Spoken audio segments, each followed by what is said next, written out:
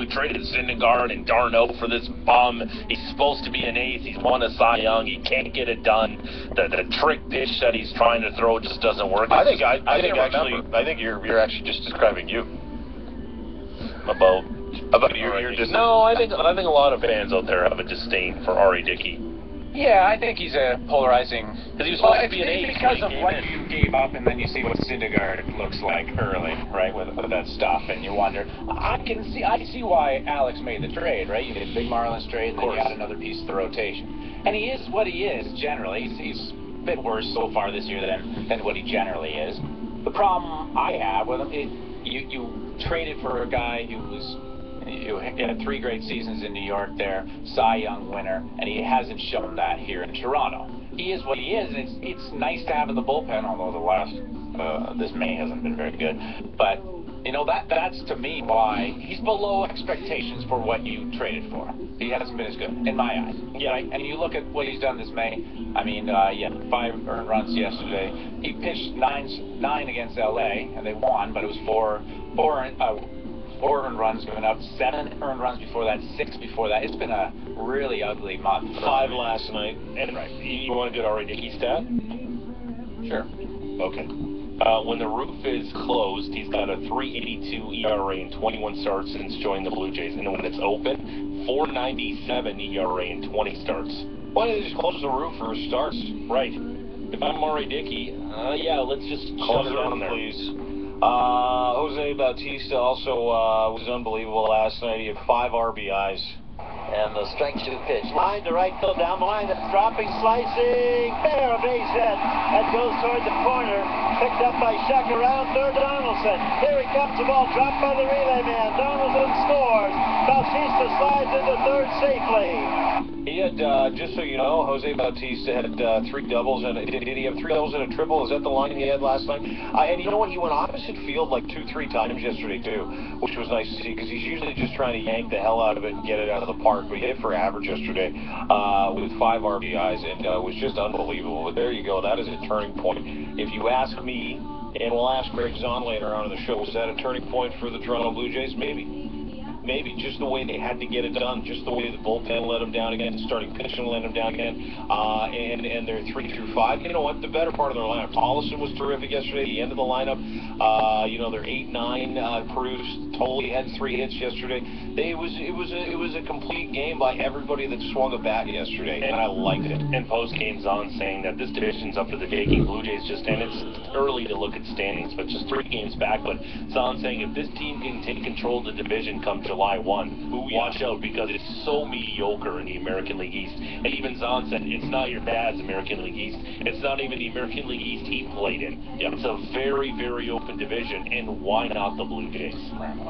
Well, the offense, we've talked about it all season. It's the same thing, right? Offense is unbelievable. Even when they're banged up, they still produce.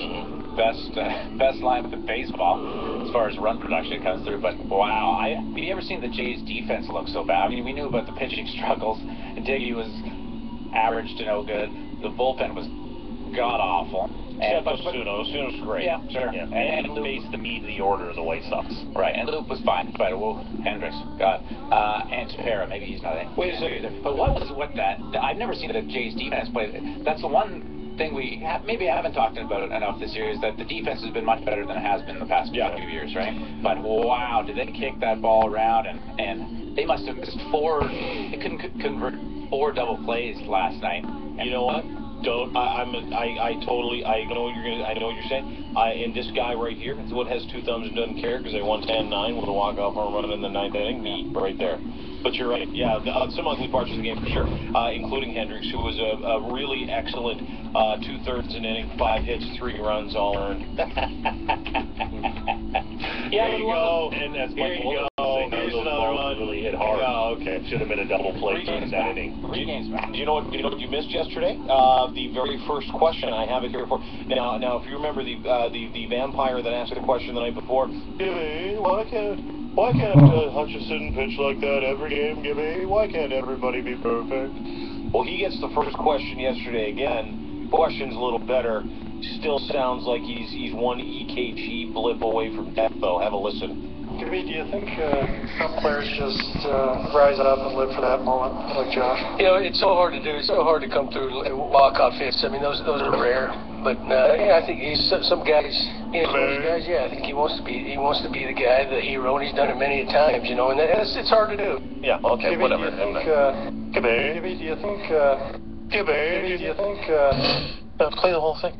Gibby, do you think some players just rise up and live for that moment, like Josh? You know, Gibby, do you think... No, not at all. No. Actually, you know what? I take that back. That was another dumb question. Why do they let him go first? You want to hear it again? Gibby, do you think some players just rise up and live for that moment, like Josh? Gibby, do you think players like hitting home runs to end the game, Gibby? Do you think Josh Donaldson enjoyed that 3-run home run to walk off, Gibby? Do you think? Of course. Do you think... Yeah, man, that's how heroes are born. I get a quote. That Dracula again. Who is that? Gibby, do you think... Gibby, do you think I could get a blood transfusion before I leave, Gibby? Gibby, I was bit on the neck in 17-4. Gibby, do you think... Jeez, anyway, Jays went 10-9. They're only 3 back, which is good news. Jays White Sox getaway day for the Jays, 12:30 p.m. on Sports 590 The Fan. You can get it on Sportsnet as well. Watch the whole game. Moving over, we had a Game 6 yesterday, and the Game 6 was no good if you were a Tampa Bay Lightning fan. They lose 7-3 to Henrik Lundqvist. That's really who they lost to. That save on Stamkos and Brassard, who had 5 points yesterday, which is crazy when you think about it. The kind of game that the New York Rangers play. He had 5 points, he had a hat trick, 2 assists. When you think about Henrik Lundqvist, are you not convinced that maybe there is no better big game goaltender right now in the NHL? Well, the stats don't lie for themselves. He's like 15-3 in the last 18 elimination games. Got a goals against well below a 1.5, and his save percentage is like in the 940s. Dude is a complete total money goalie, and we saw that last night. And now we all thought the Rangers could be finally dead and buried. But can the Tampa Bay Lightning... You guys did. I told you this was going to happen. Can they go into MSG Game 7? I stand corrected. They are 9-1 in elimination games the last 2 postseasons. 15-3 facing elimination since 2011-12. You can't count them out, and that's a bad effort by Tampa Bay. They know what they're going up Oh, against. defensively they were terrible. Did Hedman come back last night? I turned it off. It was like 6. Yeah, and Chris Kreider got knee there with Hedman there in the third period. Yeah, did he come back? I didn't see him. And Kreider's a big piece of beef, too. He's like 240 pounds. Right. Massive legs. Anyway, I don't know if Hedman came back. Don't know what his status is for next game. I do know, though, that Rick Nash got off the schneid because we were talking about him yesterday. He had a power play goal, made it 6-2. He also had a couple of helpers in the third on CBC. Into the middle, G.T. Miller. Diego takes the shot, pass it up. They score. Rick Nash is in front tonight. His first goal of the game, and it's a 6-2 Ranger lead. Not done there. Rangers head coach Alan Vigneault on how the final period, specifically the first 4 minutes where they chased Ben Bishop, 3 goals in 4 minutes. Final period was the undoing in Tampa Bay. But in the third period, with our season on the line, we probably played our best period of this series so far. So, no kidding, did they ever? It was an onslaught, and they just kept going to the net, and it wasn't like a Rangers game.